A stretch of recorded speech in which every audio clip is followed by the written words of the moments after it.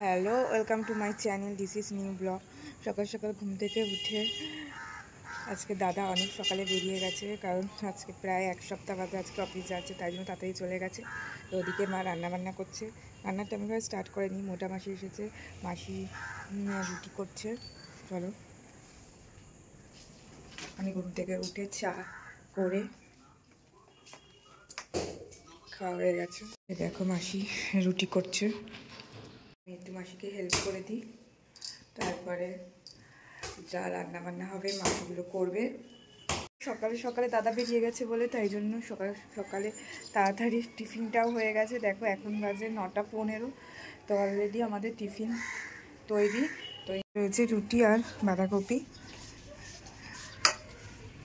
যে জ্যাকেটগুলো দাদা ধুয়েছিল, তো সেগুলো শুকিয়ে গেছে, জিনিসগুলো শুকিয়ে গেছে, তো সেগুলো এখন ভাঁজ করে নিই। এক বালতি জামা কাপড় ওপরে ধুয়ে ছাদে মেলে দিয়ে আসলাম। মা ওদিকে রান্না করছে। কাজবাজ সারা কমপ্লিট, এখন যাবো স্নানে। স্নান করে যা আসলাম, এবার চুল ফুল আসছে। মা ওদিকে ভাত বসিয়ে দিয়েছে। তাদের মুখে খুব ট্যান পড়ে গেছে, তেমনভাবে ফেসিয়ালও করতে পারবে না, মুখের যত্ন করতে পারে না। তো লোটাসে এই ট্যান ক্রিমটা তোমরা লাগাতে পারো। বাজে 1:30, আমাদের লাঞ্চ করার সময় হয়ে গেছে। ওদিকে মা ভাত বাচ্ছে। চলো আজকে লাঞ্চের মেনুতে কি আছে সেটা তোমাদেরকে দেখাই। আছে লাউ ঘন্ট, মাছের ঝোল, চিকেন আর শসা। যে মা ভাত বেড়ে দিয়েছে, মা ওদিকে খাচ্ছে, আমি এখন খেতে বসে পড়ি। বাবা একটু পরে আসবে খেতে। আমি জাস্ট ঘুম থেকে উঠে একটু চা করে নিয়ে খেয়ে দিয়ে জাস্ট বসলাম। তোমাদেরকে বলেছিলাম যে দার্জিলিংয়ে এক্সপিরিয়েন্স আমার কেমন সেটা অবশ্যই তোমাদের সাথে শেয়ার করব। তো এক্সপিরিয়েন্সটা একটু অন্যরকম। আমি এই ফার্স্ট টাইম দার্জিলিং গেছি এবং গেছি বাইকে গেছি দার্জিলিংয়ে, তো অন্যরকম। তাই বললে সব কিছু মিলিয়ে মিশিয়ে খুব ভালোই লেগেছে। কিন্তু দার্জিলিংয়ে যেতে হলে তোমাদের যারা বাইক জার্নি পছন্দ করো না বা বাইকে অনেকক্ষণ বসতে পারো না, তাদের জন্য এটা একদমই সেফলি না। কারণ যখন যাই তখন তো আনন্দ করতে করতে যেতে খুব ভালোই লাগে, কিন্তু আসার সময় খুবই কষ্ট হয়। আর এখান থেকে প্রায় 600 কিলোমিটার দার্জিলিং। সব কিছু ভালো, দার্জিলিংয়ের ওয়েদারও খুব ভালো বা ঠান্ডা।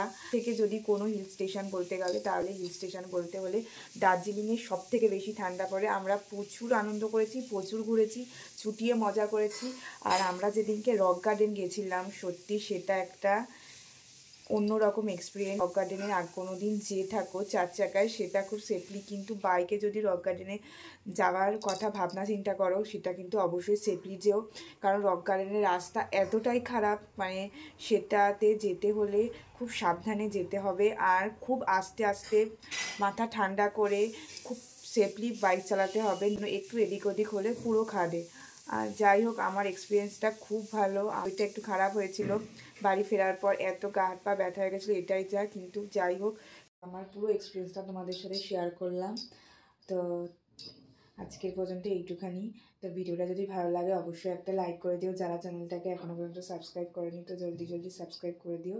দাদা আসার সময় হয়েছে। Good night, tata.